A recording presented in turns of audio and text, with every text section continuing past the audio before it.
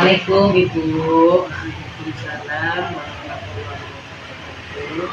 Maaf Ibu mengganggu waktunya, mau sedikit wawancara bisa Bu? Oke, monggo. Tapi ini untuk wawancara yang terkait dengan apa ya?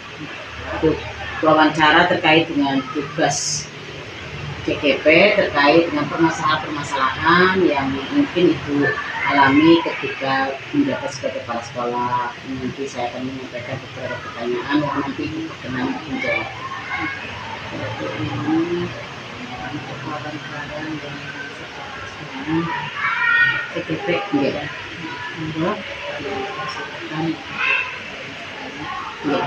bisa kami bantu untuk menjawab. Untuk yang pertama Ibu, selama ini bagaimana Ibu mengidentifikasi kasus-kasus yang merupakan dilema etika dan juga kebutuhan moral yang terjadi di sekolah yang Ibu pimpin selama ini? Jadi untuk mengetahui permasalahan-permasalahan yang dihadapi oleh sekolah itu biasanya saya mengamati dulu permasalahan apa yang sedang dihadapi ataupun yang terjadi di sekolah tersebut. Kemudian kita baru bisa mengumpulkan informasi yang faktual ataupun yang nyata. Jadi kita tidak bisa meminta apa permasalahannya. Jadi kita harus betul-betul untuk permasalahan itu harus kita ketahui. Ya, kemudian baru kita akan mengacu pada keputusan yang berdasarkan dengan aturan-aturan yang ada di sekolah. Jadi tidak bisa ibaratnya itu sekolah tidak bisa memutuskan sekaligus tanpa adanya pengumpulan data maupun informasi dari permasalahan yang terjadi. Baik Bu. Untuk selanjutnya, selama ini Ibu ketika mengambil keputusan di sekolah, terutama untuk kasus-kasus di mana tadi ada dua kepentingan yang sama-sama benar atau sama-sama mengandung nilai kebajikan, bagaimana Ibu mengambil keputusan? Bahwa di dalam pengambilan keputusan harus kita perhatikan semuanya pada aturan yang ada di sekolah. Dalam setiap pengambilan keputusan juga jangan mempertimbangkan antara ini baik dan itu juga baik, tapi disesuaikan dengan aturan yang ada di sekolah. Karena kebaikan itu tidak mutlak, bahwa itu adalah sesuai dengan aturan yang ada di sekolah. Jadi harus benar-benar dipahami permasalahannya, harus benar-benar kemudian alasan-alasan yang baik untuk mencari keputusan ataupun sesuatu yang jadi harus mutlak disesuaikan dengan aturan yang ada di sekolah, kembali lagi kepada aturan tersebut. Baik Bu. Untuk selanjutnya, biasanya langkah-langkah yang Ibu ambil itu selama ini apa aja? Bahwa untuk langkah-langkahnya adalah saya akan mencari informasi terlebih dahulu, kemudian baru saya akan langsung turun terjun ke lapangan apa yang terjadi dengan permasalahan tersebut. Kemudian kita menganalisis dan diambil keputusan yang terbaik, sehingga kita akan menghasilkan sesuatu yang benar, sesuatu yang nyata dan terjadi. Itu akan kita kembalikan lagi pada aturan.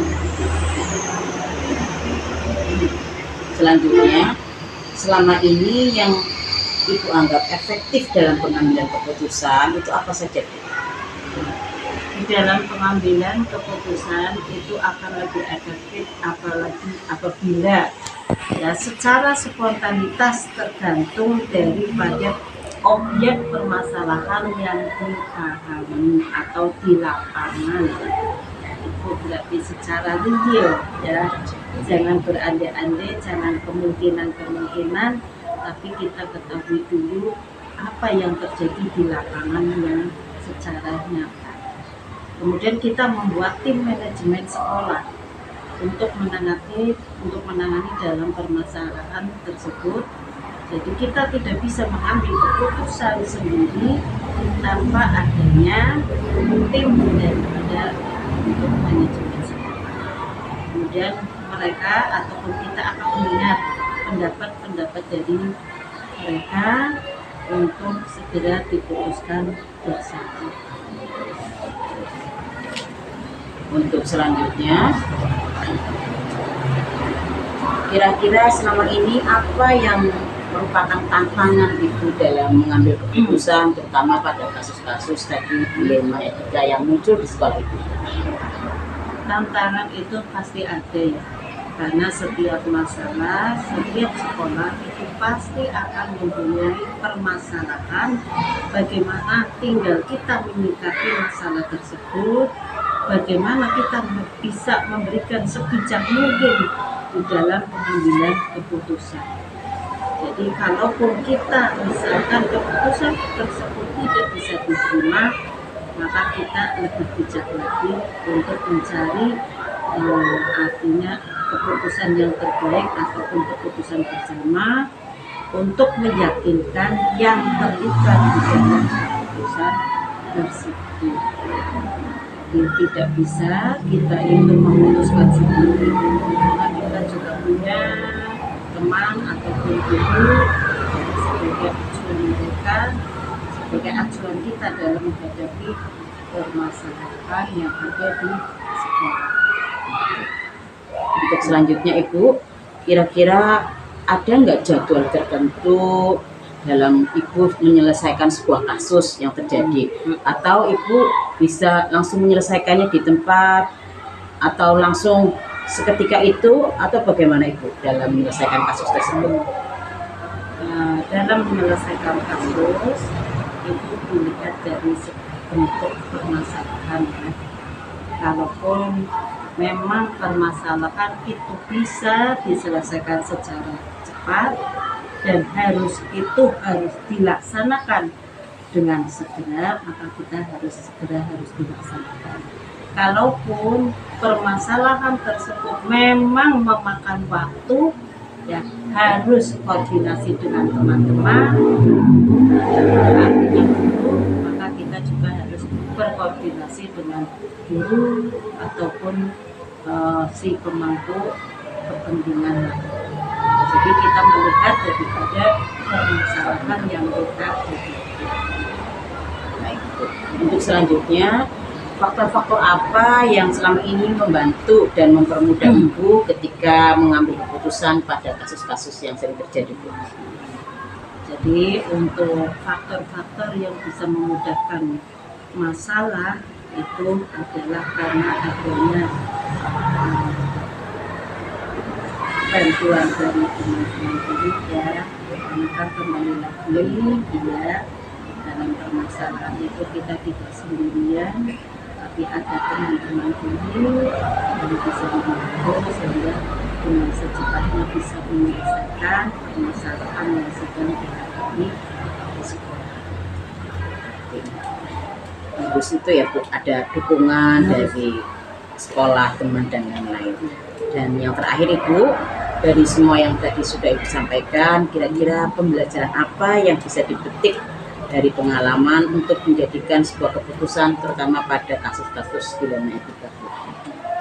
Ada pengalaman ataupun pembelajaran yang kita ambil adalah satu, dengan menjadi guru yang terbaik ya, karena pengalaman adalah guru yang terbaik, betul. Karena dengan adanya guru yang terbaik adalah menjadikan kasus kita, permasalahan bisa dihadapi dengan tenang, bisa dihadapi dengan selesai, artinya tidak gugup ataupun marah, emosional ya. Itu pengalaman-pengalaman yang baik yang bisa menjadikan guru yang terbaik bagi kita semua. Baik Ibu, terima kasih atas waktunya. Sudah saya catat tadi hasil perbincangan wawancara hari ini. Mudah-mudahan ini menjadi pembelajaran juga bagi saya. Mohon maaf tadi mengganggu waktunya. Sekali lagi terima kasih Ibu. Assalamualaikum. Waalaikumsalam warahmatullahi wabarakatuh.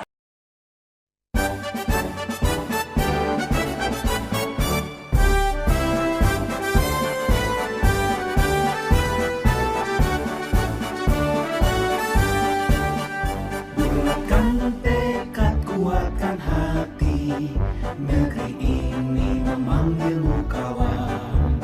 Belajar bergerak berbagi untuk negeri, guru penggerak majukan pendidikan. Guru penggerak menghamba pada murid, kreatif rancang pembelajaran. Hargai potensi, tingkatkan prestasi, lahirkan profil pelajar Pancasila. Belajar bergerak berbagi untuk negeri, kita menjalin kolaborasi. Belajar bergerak berbagi untuk negeri, demi bakti pada Ibu Pertiwi.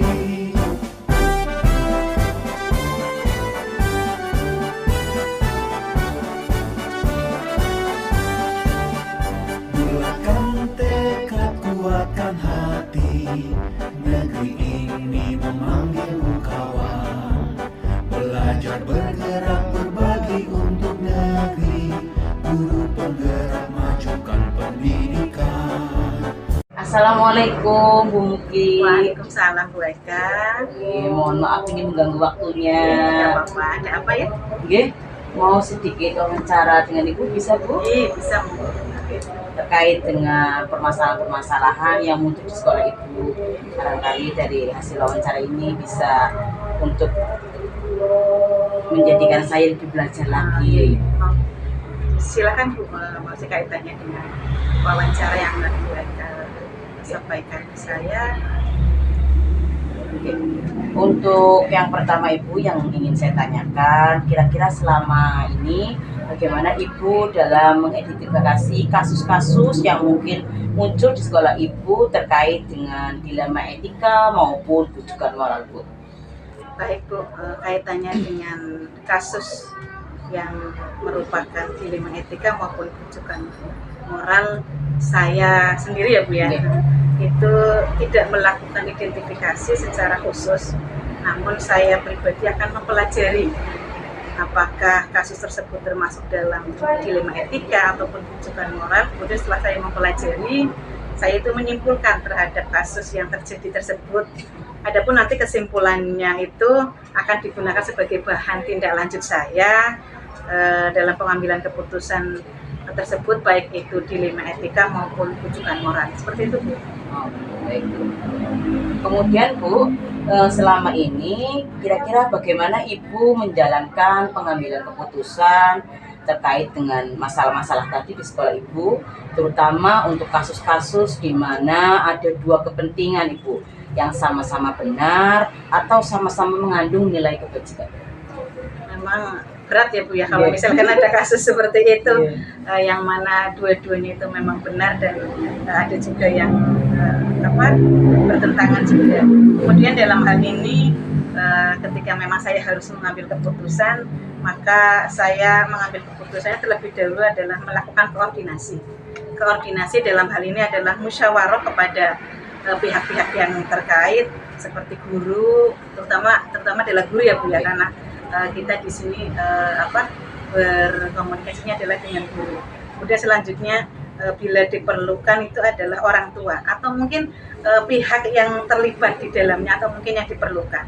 Kemudian langkah ini dilakukan tidak hanya untuk masalah yang serupa saja Bu, tetapi dilakukan untuk beberapa masalah lain yang memang urgent ataupun mendesak dan diharapkan supaya bisa diambil keputusan segera seperti itu.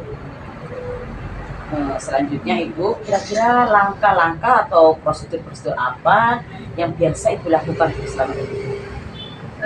Selama ini mungkin dalam penyelesaian keputusan memang harus ada beberapa langkah ya Bu ya. Hari ini diperlukan supaya dalam pengambilan keputusan itu kita tidak salah.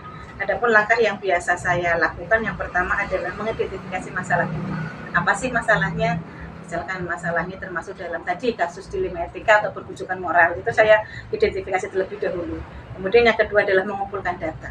Dari ketika kita sudah mengidentifikasi masalah, kemudian saya mengumpulkan data-data penting untuk menunjang keputusan saya nanti. Selanjutnya adalah menganalisis data. Selanjutnya adalah menentukan pilihan. Menentukan pilihan di sini biasanya saya berkomunikasi dengan guru, berkomunikasi dengan komite juga dalam mengambil keputusan. Kemudian selanjutnya saya menerapkan keputusan. Dalam menerapkan keputusan ini juga saya perlu pertimbangan banyak ya Bu ya, tidak serta-merta langsung memutuskan sebuah keputusan. Kemudian selanjutnya adalah evaluasi. Seperti itu. Oke. Untuk selanjutnya kira-kira hal apa saja Bu yang selama ini mungkin dianggap sudah efektif dalam pengambilan keputusan terkait kasus-kasus dilema etika? Bisa diulangi Bu pertanyaan? Baik Bu, untuk selanjutnya hal-hal apa yang selama ini Ibu anggap sebuah keputusan yang efektif ketika akan mengambil keputusan Bu, terutama pada kasus-kasus dilema etika Bu? Baik Bu, yang paling efektif adalah bagaimana saya bisa melibatkan berbagai orang ya Bu ya dalam proses keputusan saya yang nanti akan saya ambil. Kemudian selanjutnya adalah bagaimana saya bisa berkomunikasi dengan baik, tentunya dengan transparan dalam buat keputusan nanti supaya semuanya itu bisa menerima dengan keputusan yang saya ambil. Tentunya dengan mengikuti prosedur yang sudah ada dan memastikan bahwa keputusan yang akan saya tetapkan nanti sesuai dengan prinsip aturan di sekolah dan etika yang memanusiakan. Seperti itu. Selanjutnya Ibu, untuk selama ini adakah tantangan-tantangan dalam mengambil keputusan terutama pada kasus-kasus dilema etika Bu? Baik Bu, kaitannya dengan tantangan ya Bu ya, setiap pengambilan keputusan tentu pasti ada tantangan. Dalam hal ini tantangannya adalah konflik kepentingan antara pihak-pihak yang terlibat. Tekanan dari luar itu sudah pasti ya Bu ya, dan ketidakpastian dalam memilih keputusan yang tepat kadang-kadang memang sulit untuk membuat keputusan yang diterima semua pihak. Tapi dalam hal ini saya juga dalam pengambilan keputusan bagaimana supaya dengan bijak dalam mengambil keputusan supaya nantinya semua orang itu bisa menerima keputusan saya. Kalaupun sebagian orang mungkin tidak bisa menerima, saya akan memberikan penjelasan lebih. Seperti itu. Untuk selanjutnya, apakah Ibu punya sebuah tata cara atau jadwal-jadwal tertentu dalam sebuah penyelesaian kasus dilema etika? Apakah Ibu menyelesaikan langsung di tempat itu atau Ibu memiliki sebuah jadwal sendiri untuk menyelesaikannya? Bentuk atau prosedurnya itu seperti apa Bu yang Ibu laksanakan? Baik, saya tidak mempunyai jadwal tetap Bu, kaitannya dengan kapan akan menyelesaikan kasus tersebut. Tapi saya selalu berusaha menyelesaikan masalah secepat mungkin. Ketika muncul sebuah masalah, entah itu masalah dilema etika maupun kasus moral, tujuan moral itu tadi, rujukan moral itu tadi, saya akan cepat mengambil sikap supaya bisa cepat menyelesaikan dan memastikan semua langkah itu diambil dengan hati-hati. Walaupun saya cepat menyelesaikan, namun dengan cara yang berhati-hati juga Bu, supaya nantinya sesuai keputusan tadi yang saya sampaikan di awal itu bisa diterima oleh semua pihak. Biasanya saya membuat rencana. Ada rencana dan memberikan tenggat waktu untuk setiap langkah-langkah yang saya akan jalankan dalam menyelesaikan masalah. Tetapi tentunya langkah-langkah atau waktu itu fleksibel juga Bu, tergantung dengan situasi, kadang juga bisa berubah seperti itu. Baik. Selanjutnya, adakah faktor-faktor selama ini yang sudah mempermudah Ibu, membantu Ibu ketika pengambilan keputusan, terutama dalam kasus-kasus dilema etika? Tentu ada faktor yang mempermudah atau membantu saya dalam mengambil keputusan dalam kasus-kasus dilema etika. Di antaranya adalah dukungan dari tim. Dari tim ini dibutuhkan sesuatu tim yang kompak dan memiliki tentunya pedoman etika ya Bu ya, yang jelas. Ini sangat membantu karena terkadang saya juga melibatkan mediasi dalam artian mediasi ini adalah komite Bu. Ini komite ini berdiri sebagai mediator sehingga komite ini diperlukan untuk mendapatkan pandangan tambahan. Jadi memberikan masukan-masukan bagaimana baiknya kasus-kasus tersebut itu diselesaikan, terutama dalam hal dilema etika ya Bu ya, yang sangat riskan ketika memang harus mengambil sebuah keputusan. Dukungan dari keterlibatan seluruh warga sekolah juga memang tidak memungkiri itu mempermudah proses keputusan. Bu, dan pertanyaan terakhir Bu, dari semua yang sudah Ibu sampaikan tadi, kira-kira pembelajaran apa yang dapat dipetik dari pengalaman Ibu untuk mengambil keputusan dilema etika? Baik, kaitannya dengan permasalahan dilema etika itu memang luar biasa ya Bu ya dalam menyelesaikannya. Saya belajar bahwa keterbukaan dan komunikasi sangat penting, terutama antara kepala sekolah dengan guru, antara juga dengan orang yang terlibat dalam kasus tersebut juga. Ini sangat penting dalam pengambilan keputusan nanti yang akan saya ambil. Saya juga belajar bahwa penting untuk mempertimbangkan semua aspek mana yang harus diutamakan, kemudian dampaknya itu nanti akan seperti apa ketika saya memutuskan sebuah keputusan. Dampak dari keputusan serta fleksibel, nantinya keputusan itu tentunya fleksibel untuk menyesuaikan keputusan jika diperlukan. Dan itu jawaban dari saya Bu Eka. Matur nuwun Ibu, terima kasih atas waktunya, jawaban-jawabannya juga tadi. Mudah-mudahan ini bisa menjadi pembelajaran buat saya. Sekali lagi mohon maaf Bu, barangkali mengganggu waktunya. Sama-sama Bu Eka, saya juga dalam hal ini mempelajari banyak kaitannya dengan kasus dilema etika dan rujukan moral, dalam arti supaya saya dalam hal ini sebagai kepala sekolah itu bisa mengakomodir semua permasalahan yang ada dan bagaimana dengan bijak menyelesaikan. Mungkin itu saja Ibu Eka. Terima kasih lagi banyak juga atas kunjungannya. Jangan bosan berkunjung di sini. Terima kasih. Assalamualaikum Ibu. Waalaikumsalam warahmatullahi wabarakatuh.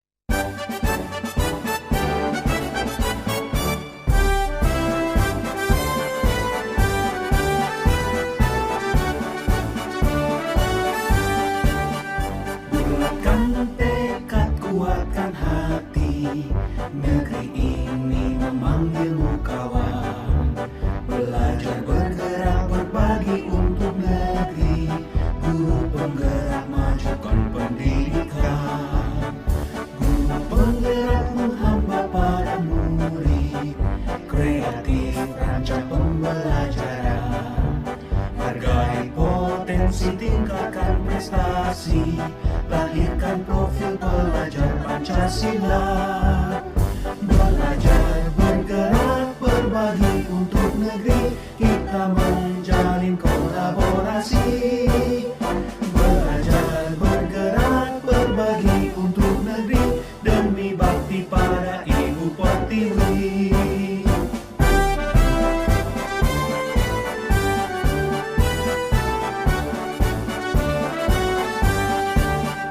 Bulatkan tekad, kuatkan hati,